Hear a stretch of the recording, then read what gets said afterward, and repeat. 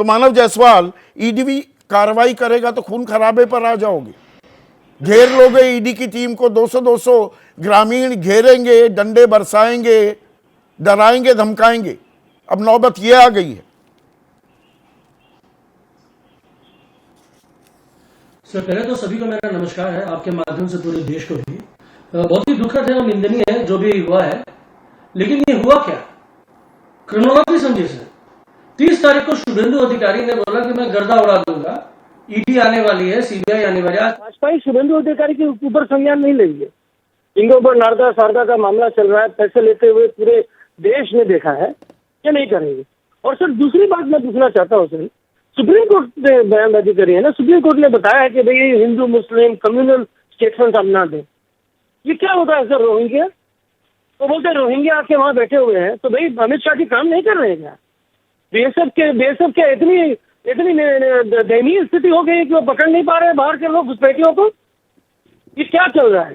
देश को बरगलाने के लिए, बंगाल की छवि को खंडित करने के लिए, और इनके पास कोई नीति नहीं है। बरगला कौन रहा है?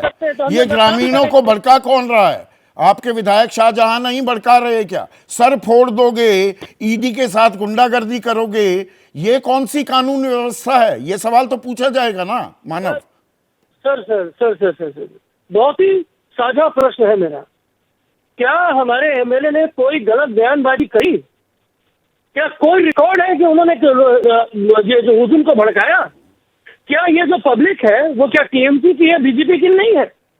क्या ये शुभेंदु अधिकारी ने प्लांट नहीं किया? क्या शुभेंदु अधिकारी नहीं चाहते कि बंगाल की छवि को खंडित किया जाए? आज जो ईडी सीबीआई कर रहे हैं, आपने खुद अपने हिसाब से संज्ञान लिया 0.41%, और ये बरगलाते कैसे हैं सर? देखिए, बोलते हैं 25 में से 24 में हमें सजा सुनवा दे रहे। भाई 25 तो ट्रायल में गए, वो 5,383 कहाँ है? 5,383 केसेस कहाँ है? तो ये उस चाणक्य नीति से भाजपा वार करती है, जहां ये आपको हरा ना सके वहां आपको बदनाम करेगी। कि बंगाल को बदनाम करना चाहते हैं। अरे संघीय ढांचा को इन्होंने तोड़ दिया है, चिरमरोड़ दिया है। सीबीआई की टीम जाती है, उनके साथ इसी तरह से वाकये पेश आते हैं। ये पश्चिम बंगाल में ही क्यों होता है? कोई भी केंद्रीय एजेंसी, भाई केंद्रीय एजेंसी है, ये हमारे संविधान में लिखा हुआ है, कुछ कानून है, संघीय ढांचे में एक दूसरे के साथ कदम ताल करना होता है, सिर्फ पटौल थोड़ा मानव।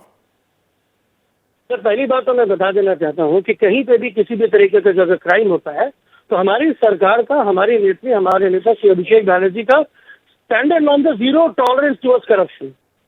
दूसरी बात जहां तक बात होती है सर, आज ये ईडी आ रही थी, ठीक है, आप हमको बताइए मत, लेकिन अगर आपको सुरक्षा की जरूरत है या फिर आपको किसी तरीके की लोकल एडमिनिस्ट्रेशन की अगर आवश्यकता है तो आप हमसे इन्फॉर्म करिए, हम आपको जरूर मुहैया कराएंगे, हम तो पिछड़ेंगे नहीं। और जहां तक बात है, ये हमारा दायित्व है। बंगाल में अगर ये आज हुआ है तो ये निश्चित रूप से हमारा दायित्व है कि भाई हम इस तरीके से चीजों को कंट्रोल कर सके। लेकिन भड़काऊ बजाय बयानबाजी कौन दे रहे हैं? पता चल रहा है कि वहाँ के जो ऑफिसर है, जो केंद्र ऑफिसर्स जो आए, उन्होंने बयानबाजी करी, अनर्गल बयानबाजी करी, लोगों को भड़काया। ये जो हुआ है ये किसी एमएलए को बचाने के लिए नहीं हुआ है। ये आपस में जो उनकी आपाधापी जो हुई है, जो झड़प हुई है, ये गलत अनर्गल बयानबाजी की वजह से हुआ है। और मतलब आप कह रहे हैं लोगों को भड़का दिया। एक मिनट, एक बात समझाइए। ये छापेमारी हो रही है तृणमूल कांग्रेस के एक विधायक के खिलाफ राशन घोटाले में संलिप्तता के चलते। आप कह रहे हैं बीजेपी ने ग्रामीणों को इकट्ठा किया, उनको भड़काया और वो शाहजहां को बचाने के लिए ईडी की टीम पर पत्थरबाजी करने लगे और डंडे बरसाने लगे।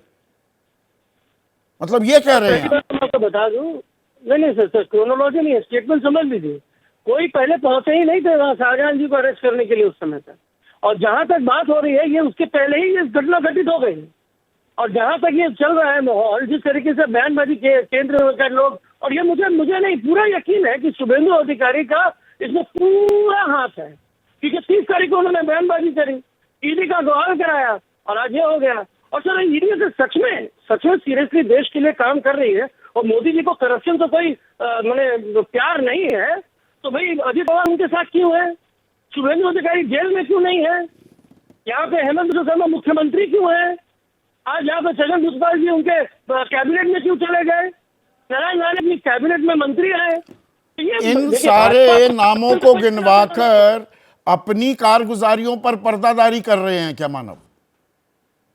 जी बिल्कुल नहीं सर। सर हमने देश को एक नया स्टेटमेंट दिया है हमारी नेत्री ने और हमारे नेता अभिषेक बैनर्जी जी ने। उन्होंने बोला है, उन्होंने दिखाया है, उन्होंने चला है, जीरो टॉलरेंस टुवर्ड्स करप्शन। आज हमारे नेता के किसी चिन्हित के प्रति किसी उनके प्रियजनों के पास पैसे मिले, हमने उनको पार्टी से बेदखल कर दिया, मंत्री को बेदखल कर दिया। अरे सर इनके यहाँ तो मर्डर हो जाता है, उसको मंत्री बना के रखते हैं सर। उनके बेटे ने किसी के ऊपर, हमारे किसानों के ऊपर गाड़ी चला दी और वो आज भी मंत्री है। तो सर भाजपा से हमको सीखने की आवश्यकता नहीं है। देश को बंगाल सिखा रहा है, देश को बंगाल बता रहा है कि क्या चल रहा है। और आज जो हुआ है सर, हम इसका कभी भी समर्थन नहीं कर सकते। हिंसा का समर्थन हम कभी नहीं करते, हम उसको खंडित करते हैं। उसका जितनी भी हिंसा हुई है ये गलत है और हम बताते हैं। और चित भी मेरी पट भी मेरी, हिंसा करवाओगे भी, गुंडागर्दी करवाओगे भी, फिर उसकी निंदा कर देंगे। नहीं सर क्षमा कीजिएगा सर, क्षमा कीजिएगा, मैं आपकी बड़ी इज्जत करता हूं सर। ये कहीं पर भी प्रमाणित नहीं है कि टीएमसी ने गुंडागर्दी करी है। ये कहीं प्रमाणित नहीं कि वो हमारे लोग थे। वो जनता है, जनता वो आपकी भी है, जनता वो हमारी भी है। तो क्षमा करिएगा सर, मैं काफी सम्मान करता हूँ आपका और मुझे भरोसा है कि आप भी सही चीजों को पकड़ेंगे। और नफसी तो नफरत है सर, ये देश है हमारा सर। बंगाल दिखा रहा है, बंगाल ने हमारे नेता ने, हमारी नेत्री ने दिखाया है सर। हमने दरकिनार कर दिया उन लोगों ने दोनों को भी क्षण भर, मैंने 1%। ईडी ने आज तक संज्ञान नहीं लिया, ईडी आज तक उनको केस पे जाकर ट्रायल नहीं कर पाई, ट्रायल तक पहुंचा नहीं पाई, लेकिन हमने संज्ञान लिया। हमें अब आपके दायित्व है कि आप इसमें क्लीन चिट होके आए और हम कोई ठीक समर्थन है।